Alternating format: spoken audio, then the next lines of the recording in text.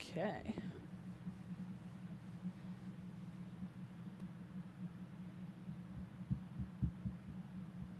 Should be live. Make sure. Yeah. Okay, cool. I see us. Hey. All right. Sweet. Okay. Give it just a minute here.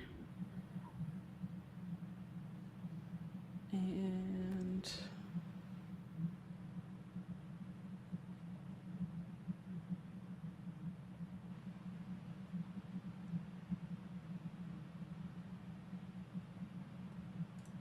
oh yeah. I'm just gonna put this in because I forgot it last week. I'm gonna put in the worlds happening for Pokemon. Yeah. Japan, August, Ost. What in the heck? Okay, Japan, August. I can type.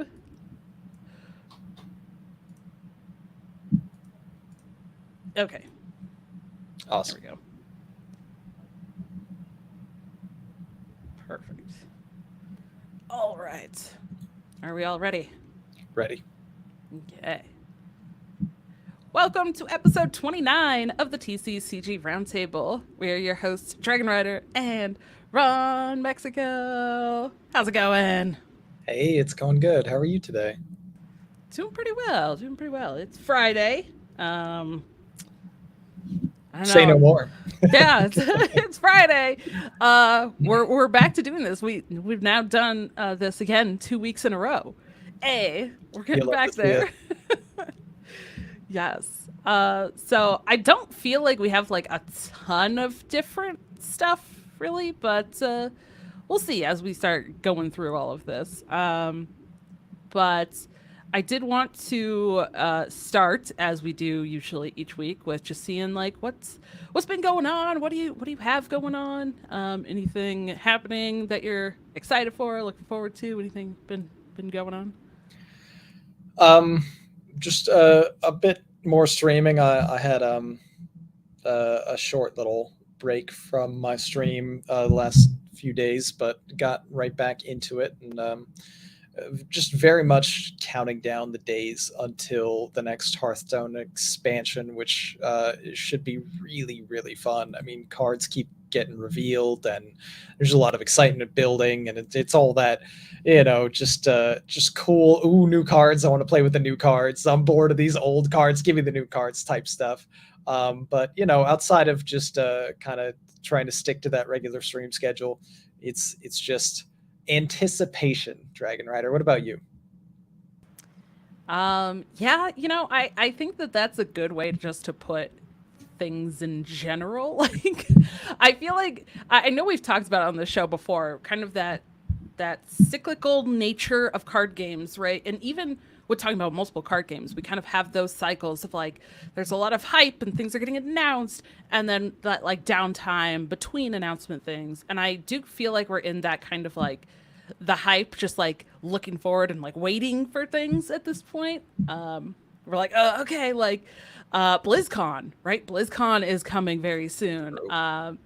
And oh, that reminds me, tomorrow, as we're recording this, tomorrow is the second day of the tickets going on sale for BlizzCon. So it's kind of like like I said, anticipation of like, okay, I'm gonna try to get BlizzCon tickets tomorrow. Can Tomorrow, it you happen? say? Would it happen to Yes, be 1 p.m. Eastern, 10 a.m. Pacific? it would. It would happen to be that time exactly. Yes, but That's exciting. I did think I think that I heard they are basically saying try to get on earlier than that and kind of get yourself in the queue because apparently there is that. So I'm gonna be setting my alarms pretty early tomorrow. Actually, I'm playing in a tournament tomorrow that starts at like 7 a.m. So it's like 4 hours before the You'll be tickets up go on already, yeah. sale. So yeah, it's just loading up on coffee. So I'm excited, trying to look forward to hopefully something for BlizzCon. I'm excited, looking forward to Lorcana, and then more, close to that, as you mentioned, like the Hearthstone expansion. But I think I'm just excited to like start kind of getting back to more content, and trying to just continue healing and get myself a little bit better again. But it's amazing. I do all sorts of content. I've done all this stuff. You know what the hardest thing is that I'm learning? Taking care of yourself. Why is taking care of yourself so hard? I hear you. I don't get it. We all have our weaknesses, it fits right in your theme though. You do everything all at once, and you don't leave enough time for yourself sometimes. So it's good to occasionally try to take that step back. Hey, I need to take care of myself first, then I can do some content things, and I'll be waiting for you when you are able to engage more in it. That's right. I don't know. I've been realizing that lately. I'm like, all these like difficult things. I don't know, record some videos and edit and do this other thing and manage a team and do these things. And I'm like, yeah, all right, cool, I got it. And then it's like, let me get another one on there too. Make myself a microwave baked potato. That's hard. What? I don't know about that. Let me edit this video first. Yeah. Yeah. Let me get this other stuff done and maybe I can make food. Well, wait, you could have had both. Wait, no. You can eat while you're editing. No. Yeah. So turns out that trying to actually take care of myself a little better is for some reason that's the hard thing that I'm struggling with, which I guess that's in a way like a good thing on its own, but still it's very much something that I feel like I'm kind of learning how to really actually do. So hey, everything's a learning process in its own way, one step at a time. Yeah. True. Well, I think we'll make one little fun announcement here, and then speaking of learning, we're going to learn about a keyword, a term of the week from Ron. But we have some exciting news, is that as part of the Hearthstone Creator Program, I have been given some codes, some bundle codes to give away for the upcoming Hearthstone expansion Titans. So we will be doing a giveaway through this show next week to give away a bundle for 60 Titan card packs. The card back, and I think you get a random legendary from the expansion as well. So absolutely, pretty exciting. Yeah. Yes. We'll have a little bit more details on that. I think though, Ron, I think you said the kind of the way that we want to approach it, at least this time around, is probably just to give away through Twitter. Yes, we'll be trying to make sure that we just promote it on the TCCG Roundtable Twitter. So for those of you out there listening or watching live, make sure that you keep an eye out for TCCG Roundtable posting soon, and it'll just be your standard like and retweet and follow if you aren't following already to enter the giveaway and get yourself a nice chance at a whole bunch of packs and some extra goodies. It'll be great. Yeah, exactly. And then we'll announce the winner on next week's show, which will be Friday the 28th. So then that way, we can get in touch with that winner, get them that bundle code, and you'll have it in plenty of time before the expansion actually launches on August 1st. So, yeah, pretty exciting. Yeah, absolutely. All right. I am also excited, Ron, to hear about this week's term of the week. What do you got for us? All right. So this week's term of the week is cycle, or, in other games or Hearthstone, for instance, could be known as tradable. Essentially, the mechanic is about the same in most card games, though, which is with your card, there is something that the card will do just naturally. If you pay whatever its normal cost is, and you can use its abilities as it typically is, or you can use a different effect, which is to get rid of that card and get a different card instead. In games like Magic the Gathering, cycle usually means that you are discarding that card. There is typically a mana cost to pay for it in order to discard the card, and then you will just draw a card or potentially draw multiple cards depending on what the cost is, what the effect might be. For Hearthstone, it's a bit simpler. Tradable just means that you can pay 1 mana and you put that card back in your deck instead of discarding it just randomly somewhere back in your deck, and you will draw a new card instead. But all of it should have some kind of mana cost, and it's a very helpful creative way to solve some issues when it comes to card games and resource management. Like, hey, this is a good card. I need this card in my deck, but it's really not going to help me right now.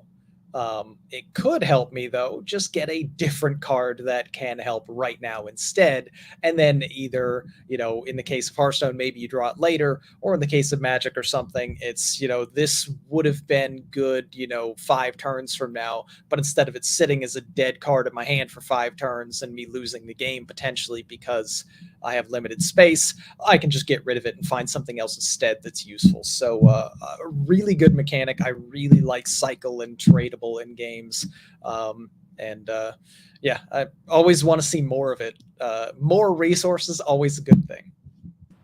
Yeah. I think even Magic and some other games have, kind of in terms of that like cycle type ability or being able to kind of use that as a resource, even things like being able to, I think it's called scry in Magic, right? Where you can kind of like look at something and then be like, do I want this on the top or the bottom of my deck? So it, in a way, you're kind of looking at that going, do I want this to be my next draw, or do I want to kind of cycle that to the bottom of the deck to get something else? Hey, scry and dredge, keywords for next week. That's right. Yes. So it's really interesting seeing just the different ways that a bunch of different card games have this like kind of cycle effects. And in terms of like Hearthstone, I think tradable has been an incredibly successful keyword. It's been very, very popular, well received, and even so much so that when they did this year's rotation, they put it into the game basically as a like permanent recurring keyword. So clearly it is something that card games, and I think Hearthstone specifically, really kind of has made it a little better and has been a good result with having it in the game. Oh, absolutely. I mean, I've probably said this multiple times, but it always bears repeating. I think that probably the most important thing that you can do in your card game is draw cards. So any ability to draw cards is usually going to be pretty good. Obviously, all of your cards can't just be draw more cards because then you do nothing. But like, there's a minimum amount of card draw that every game should have, so you aren't just sitting there, boy, I hope the next card's good because otherwise I'm in trouble. You don't want that every game. You don't play your card games like that? Like just sitting there going, I hope the next one's good. I hope something comes up. Surely the next one will win this. Believe in the heart of the cards. Hey, I mean, I've found myself in that situation more times than I would like, but if you can avoid it, it's nice. True. Alrighty. Well, let's jump into some news here. Again, as I mentioned, kind of towards the top of the show, not a ton of different stuff really going on. So just gonna kind of go through these really quickly. We do have the Gen Con happening the first weekend of August. So that is coming up very, very soon. I think that is 2 weeks from this week. So very, very soon for that. There's a ton of different card games that are going to be at Gen Con. And especially most notably, this will be like a big convention right before essentially the release of Disney Lorcana. So that one is a very highly sought after like experience and cards and stuff there. As we mentioned already for Hearthstone, the Titans expansion was announced. They've been doing all of the like card reveals, and that will be launching Tuesday, August 11th. And then for Pokemon, we have the Scarlet and Violet Obsidian Flames expansion was announced, and that is coming August 11th, so just a little bit after the Hearthstone expansion. And then they also pretty recently announced along with that the Obsidian Flames Build and Battle Stadium like box set, and that will be coming out on August 25th. So it's got a bunch of cards and like tokens, some additional packs and stuff in the box set as well. And basically, it's enough for you and one other person to build some decks and start playing right away. I think it's pretty cool and something that I kind of want to check out myself because it's been a very, very, very, very long time since I've played Pokemon TCG. And I think something that we're going to mention here in a minute when Ron takes over is I like the timing of this because of um, the Pokemon World stuff that's happening. So I think to have like a big Worlds event and then this kind of new set and this pack that, maybe people are going to be drawn to the game because of that. There's card games where I didn't really know about them or I got more into them because I saw a World Championship tournament and was like, ooh, that seems cool. Like, I want to check that out. So to have a product, I think, like that Build and Battle Stadium, product is going to be a pretty cool draw for people to potentially start jumping into the game that maybe haven't before. It's a great idea. Well timed. Yeah. Yeah. So I'm pretty hyped for that. I think that's going to be cool. I think I might want to check that out and really kind of learn it a little bit more. And, who doesn't love tokens, right? If you love card games, like you probably have a ton of dice and tokens and random things like that. So I know. Yeah. So I think that's pretty cool. But other than that, there's not like a ton of news that I really included for this week. I think our main topic is something that we're honestly kind of excited for. So I will let Ron take over and talk about some competitive and organized play. All right. So leading off for competitive and organized play with Hearthstone, we have Lobby Legends. The Battlegrounds tournament is coming up tomorrow is when it's going to start at time of this recording. So July 22nd and 23rd. And then there is also the upcoming Masters Tour scheduled for August 19th through the 20th. So two big Hearthstone events to keep an eye on for Battlegrounds and for standard enjoyers. We also have, of course, as Dawn was just talking about, the Pokemon Worlds event is happening in Japan, August 11th through the 13th, right kind of perfectly in line with the Scarlet and Violet expansion that's going to be released, and the Obsidian Flames Battle Stadium coming out just a couple weeks after that Worlds tournament. And our very own Nails from Amberflight Gaming will be competing in the Pokemon Worlds event. We're very excited to see how that goes down. Yeah, for VGC though, not for the card game, but for VGC. Yeah, my bad. So VGC, different things. Yes, I know. They are. Yeah.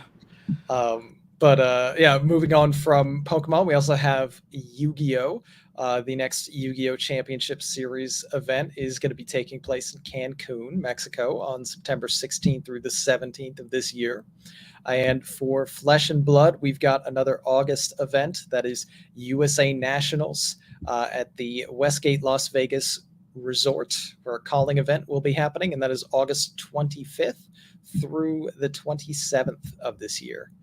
And that is everything I have for competitive and organized for right now. Awesome. All right. Well, let's start jumping into our main topic here, which is a little bit different than maybe some stuff we've done before in the past. We might have talked about games that we're very familiar with, but today we're going to kind of take a look at some card games that we're not familiar with. And that is going to be a couple of games that we have picked off of Kickstarter. I've kind of had this idea to like review and look at card games on Kickstarter. To maybe a little bit of a dangerous thing to do for like my wallet potentially, but I think with how much we kind of analyze different card games, we look at different aspects of card games. Last week we talked about what things draw people in, or what just kind of keeps people engaged in card games. Thought maybe we can pick a couple of games and look at them and see what some maybe less known games are looking like or doing in terms of their potential to draw people into the game and get people interested. So, Ron, do you want to take yours first? Certainly. So I will start us off with a really interesting, cool looking game that I found on Kickstarter called Flawed Trading Card Game. They market themselves as the world's most customizable trading card game. And it's a really cool concept where they have the traditional cardboard cards, but they are sleeved together with clear essence overlays. So you have complete control over how your deck actually plays in the game. That can modify the card's stat line, that can add keyword abilities, that can add subtypes, and a whole lot of different other things. In just their first set one only, they have almost 7,000 possible combinations. So just a really cool way to bring like a high level of complexity to the game. It can start out easy. You can learn, the basics of the game and then just keep building from there and making it more and more complex. They are marketing themselves as bringing the most diverse gaming experience to the TCG genre, where players share turns and alternate actions for a unique, engaging play experience. There's 140 cardboard base cards, and there's 80 clear essence overlays. So even just with that, 220 total things, if you want to say it that way, just all together. But the permutations go wild, 7,000 plus different unique combinations you can do with the cards, and that's just really cool. For the game itself, every card in your hand can be played as either its base version or as a resource. It uses some pretty traditional stuff that you see in a lot of other card games: fire, light, air, water, earth, and dark. There's some cool deck building aspects of it. Everything has a card construction cost, and it'll be printed in the bottom right corner. The total sum of the card construction cost has to be equal to or less than 6. There are some locked cards that basically have certain types of restrictions. You can only pair it with a certain thing. So you can't just go completely crazy with any one type with another type. Some don't really mesh well together, and you may only play 3 copies of card in your deck, with 2 exceptions. There are cards with a subtype epic that are limited to 1 per deck, or you could play an unlimited amount of essences that have an infinity symbol on it. So just continuing levels of complexity. The basic way how you actually play the game itself, each player starts with a shrine in play from one of the 6 factions, and you have to deal damage to the opposing shrine equal to that shrine's health points, and you win the game. So, similar to a hero or anything else like that. In Flawed, for the actions, all competitors play within a turn at the same time, and it's broken up into smaller steps called actions. You alternate taking one action at a time until all players take the pass action, which ends the turn. So you can play a resource, play a card, you can activate an ability, you can attack, you can prepare, which is like card draw, and then finally, of course, you're done. Then you can enter into the combat phase. You're choosing a unit, directing damage, declaring defenders, very similar to like Magic the Gathering type stuff. You can play certain events, triggers that change how the game is played, and then damage is dealt. When you start a new turn, you draw a card, you recover your cards in play, and you are going to calculate the initiative, basically who gets to go first, and that is determined by the highest total speed among units in play. So really, I think, quick to learn gameplay with just a lot of really complex elements you can adjust and modify as you get more familiar with the game. So really, really cool concept. I hope this one takes off.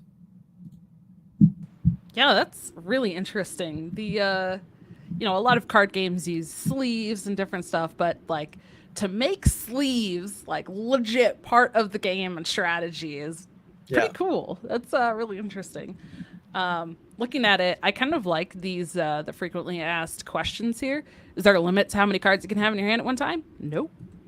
What happens if your deck runs out of cards? Because that's the thing. Each card game kind of does that differently.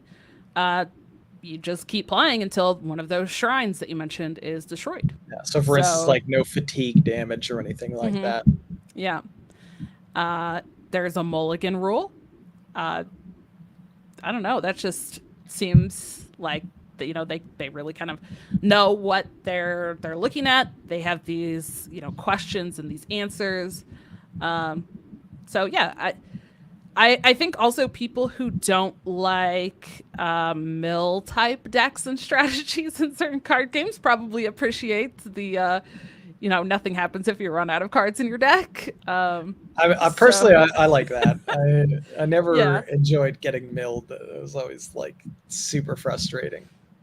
yeah, yeah. I'm not the biggest fan of those decks either, but I think this also kind of just makes it so that you're focused on destroying their shrine, right? And it's not like that's the whole point of the game. So it kind of leans and lends itself to, hey, we really want this to be about this certain aspect of the game and like doing this way.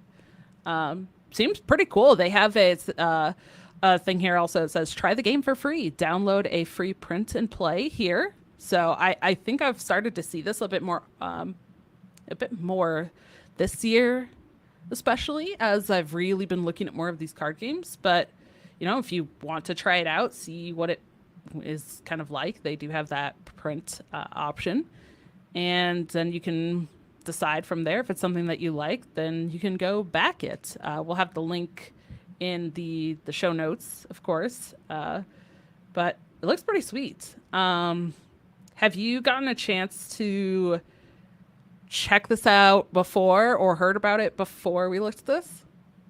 Yeah, I mean, I was made aware of this because buddy of mine is actually one of the alpha playtesters for it. So it was just really cool to like get a tiny bit of a crash course on like some of what the game is about, and definitely a pretty exciting thing to see. Awesome. Yeah, I like looking through some of the like stretch goals and stuff that different games have. Also, you know, you gotta have the organized play section. You gotta love this. They are working Flawed TCG and what is that Card.io teaming up to bring in-person competitive play to local game stores. They have a mobile app, card database, deck building, and dynamic tournament organization. I'm always interested in that to see how, especially like new games, are kind of working their tournament scene and trying to get more people to play. Absolutely. It's another one to add to the list. Let me know when the competitive scene is around. I gotta show up and start going crazy in some tournaments. Gotta do it. That's right. That's right. You gotta check it out. Oh, this looks pretty interesting. I'm gonna have to look into this a little bit more. Ooh, oh, this also says they aim to have multiple formats of play, including a rotating format, multiplayer, draft, and a non-rotating formats as they move forward with releases. That that is really interesting to me, honestly, because I don't think some card games think necessarily that far ahead, which could be good or bad, right? Like if you start thinking too far ahead, then it's not successful. Then you're like, well, we just like put all this effort into trying to, look ahead without giving people a reason to like stick around that long. But I think sometimes it's good to know that they are looking that far ahead, because then it's not just going to be like, oh, here's this first set, and then we don't know what to do now after that. Yeah, I mean, just people involved in a lot of different card games. You have a lot of knowledge and background with the cycles of how card games are. Just even a simple like Hearthstone comparison, right? They're preparing for like a standard game mode and a wild game mode and arena, and multiple other things like that already, just as, hey, these are different branching pathways we can go in with the game. And it's just really cool to see that there is that foresight. Obviously, you hope that they're not like going too deep down the rabbit hole before the game is fully formed. But I think we can trust, that there's definitely a good amount of effort that's already been put into like getting the game off the ground and having some like well established gameplay before going through those other elements. Yeah, absolutely. All right. Anything else that you wanted to mention or talk about with this one? I'm just excited to see how things come about. I think they're right at the very end of the Kickstarter cycle as well, so we might be seeing this game start coming to stores hopefully sometime soon. I don't know the exact time frame, but I think it should be in the very near future. Nice. Awesome. Yeah, it looks like the campaign might be over, so can't back it now at this point, but it's pretty interesting.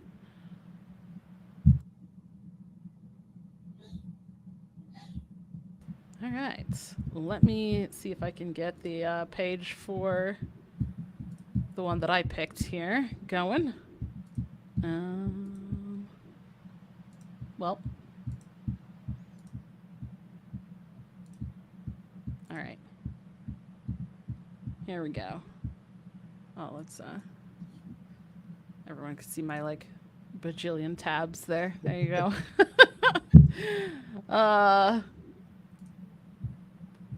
Okay, wait. Oh. That was not the right thing. I know what I'm doing. I'm a pro. Here we go. Let's find the right page. There it is. Okay. Hey, we get there. Yeah. All right. So, for anybody that is looking at the video here, of course, you got a big old dragon in the artwork. So I was like, yep. All right. Here we go. I'm going to check this out. Sold. Dragon artwork. Let's go. But the one that I picked here is called Metamancers TCG. And it does still have 35 days to go at this point on its Kickstarter. So plenty of time. But it looks like being made by some developers in Barcelona, Spain. It seems pretty sweet. I'll just read this little description here, but it is a 2-player game where each player controls a character card and a crucible card. And the goal is to strategically use talent cards to level up your character and harness their unique abilities. Players must carefully manage their resources by melting cards in the crucible, utilizing the values on the cards. Each card has its own specific action and synergies, creating an engaging gameplay experience with tactical decision making. And it says that it's not just a game of strategy and resource management, but also delves into a rich and immersive lore, which, sometimes lore is very cool, and I think can really, even if you don't pay attention to the lore, the aspect of having a lot of lore and story behind these games helps the game, I think, just feel a little bit more cohesive, even if you don't, like I said, pay attention to the lore, just because it usually means that there's maybe some more like character development, or like reasons for stuff, instead of it just being like, yeah, we're just gonna like, throw these cards or this strategy into this card game and like hope it works. Like, I don't know. I think agreed. Yeah, it's important to create like a world of the game and like lore of the characters, so you actually, care a little bit about it, and it's not like, hey, what generic 2-mana 2/3 statted minion versus another one of the same thing, and then there's like nothing there, and it's just generic hero hits other generic hero, and yeah, got to have some investment. Yeah, gotta love that generic hero. It's my favorite character. Yeah, Who's your so favorite generic character? A, B, or C? I was yeah, partial to D, honestly. exactly. Yeah, so I don't know. For me, I'm like, all right, cool. You got this like really cool like dragon art. You've got immersive lore, so that's exciting. And mythical creatures, of course, just all over that. But one thing that I also thought was really interesting with this is that Metamancers, it says, is a family game. It's a father designer and a son who's a big like TCG player, loves TCG games. And then they've been developing and improving their card game, over years, which most card games do take multiple years, I would say, to work on and develop. But I don't know. I think that's really neat. It's like a father son thing, and they're doing this, and I feel like a lot of card games and grassroots type of things that we really see in communities tend to come from something like this, right? Like friends that play together, or teammates, or like family members who are like, I really love insert whatever it is, fighting games, or I really love like this type of competition, or I love card games. And then they take that love that they have for that and create their own thing. So when I saw that, I was like, yeah, like that's cool. I like that.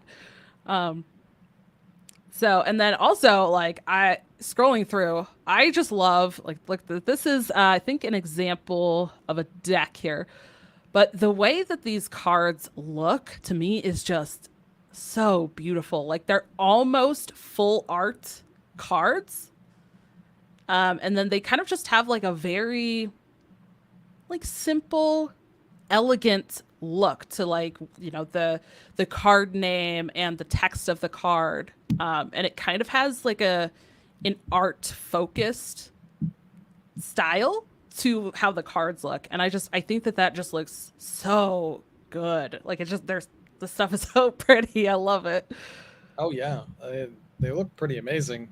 It's a clear focus of the game that they wanted to highlight the art and like just really creatively place the gameplay elements of it that don't like obscure the art itself, so you can kind of enjoy playing the game while really appreciating like, wow, that looks cool. That's awesome. Yeah, I just, sometimes like I think with card games too, I think we've talked about this, right? That each card game, and even within a single card game, there's so much that the art itself has to offer.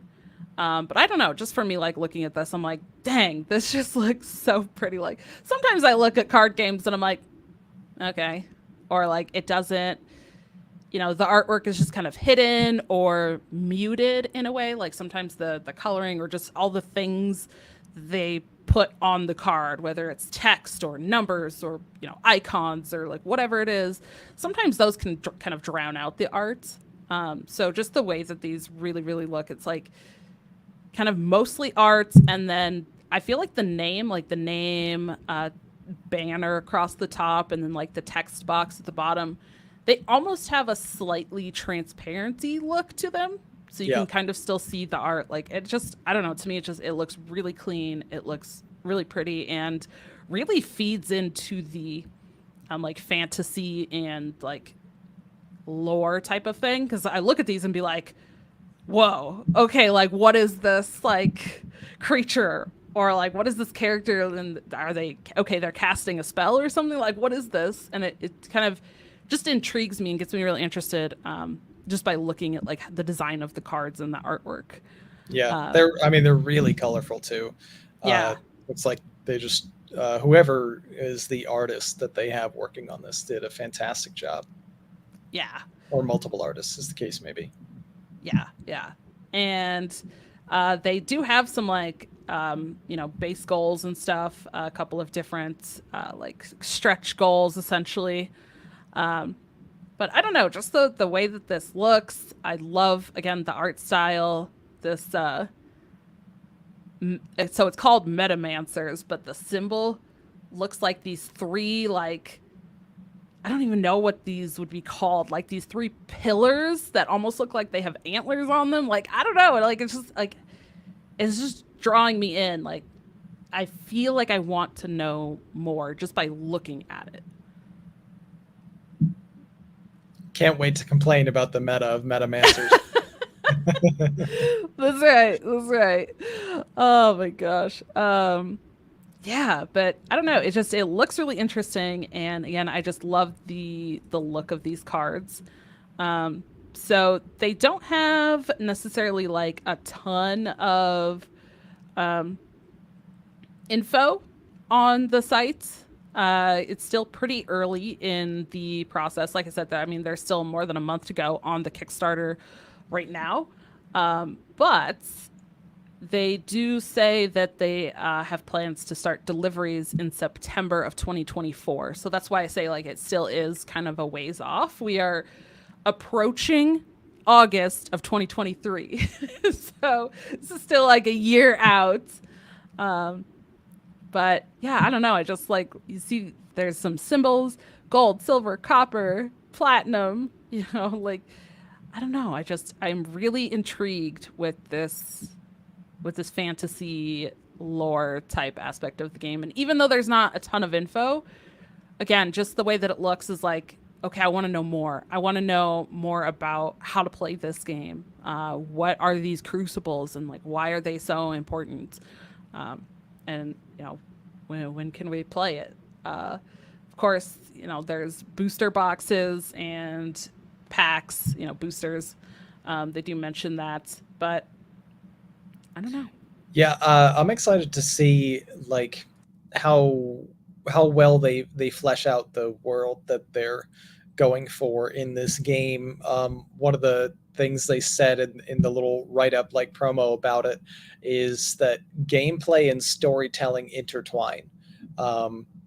That's like really intriguing, just as a sentence to hear, because like, is there some level of like telling a character story that will happen over the course of playing the game itself? Will the act of like, will you have sort of a campaign?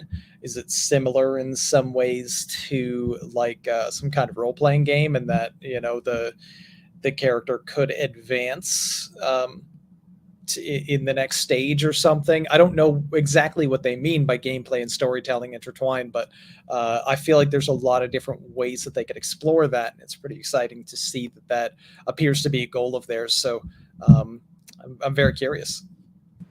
Yeah, absolutely. And there's that, the deck list example it shows from when we talked about kind of the look of the cards. It says that they already have 6 Metamancers, and this first one here, it says, is Silas. You can read his tale, and then there's a link to the tale of Alara and Silas, and it opens up this whole like little story here, which again, this ties into that lore. But one thing that I noticed here is talking about the medals. And I am very, very interested because the one kind of mechanic that they do mention that we know here is about like melting stuff. So I'm really kind of curious to see what types of, I guess, variations, or like you mentioned, like how do they incorporate these like metals and this aspect of lore with the gameplay, and like what does that all mean? For sure. Yeah. Look forward to hearing more. And there's a good amount of time before, the game is like fully realized, but definitely seems to be a really good start. Yeah, absolutely. All right. Well, thank you, Ron, for looking at some of those. I think that I mean, and there's a ton. There's like I was looking through. There's so many different card games on Kickstarter, and in very different places, right? As we mentioned, like this one still has 35 days left on Kickstarter, whereas the one that you pulled up like was already kind of completed its Kickstarter. And so different card games at very different points in their in their process of being made and where they're at in terms of being funded. But man, I was kind of amazed looking through the site, like how many card games there are. I'm just like, oh my gosh. And even more coming every day, like we've talked about Lorcana a bunch on this show. That one's not even officially released yet, and it's on its way soon. So there's always more card games either in the works or new to the scene, or have been around for a while and just coming out with expansions and stuff. There's always something to do, and there's always something fun to find. That's right. Yes. All right. So when is the TCCG Roundtable Kickstarter game gonna be going up? We're working on it. Tentatively scheduled for a 2030 release. Yeah. Oh my gosh. We'll see. I've thought about stuff like that. Like maybe I should just make my own card game with like how much I love card games, and then I'm like, you know how much work that is? Like it's so much work. So much work. Yeah. Much work. And I'm just like, maybe I'll just play the card games that like other people make and enjoy those, because making my own would be a lot. I mean, as long as you can put dragons and dinosaurs into the game, True. I will be on board. That's right. It's a mark of a successful card game, right? Like, does it have dragons? Does it have dinosaurs? Honestly, Check. if your card game doesn't have dragons and or dinosaurs, I hope that you will reconsider, and maybe add one or both, In some aspect, right? At least. Yeah. That's right. Oh, yeah. I just, again, like, I get blown away sometimes every time, like, I look at this kind of stuff, and I'm like, just the variation of ideas that people have, and I don't know. Like, I feel like I'm creative, but also I'm like, I don't know if I'm that creative. Like, look at all these ideas and look at these different ways that people just even create like their own look of the cards. Oh yeah. Just like, it's just amazing. I don't know. But yeah. Okay. Any other notes that you want to talk about on any of these Kickstarters? I think I saw for the update for Flawed that they are like right at their final release. So I'm not entirely sure. I don't think I saw an exact timeline, but I know like as of, I think it was yesterday, at least at the time of recording, they have their most recent update, like update number 5, talking about the final hours.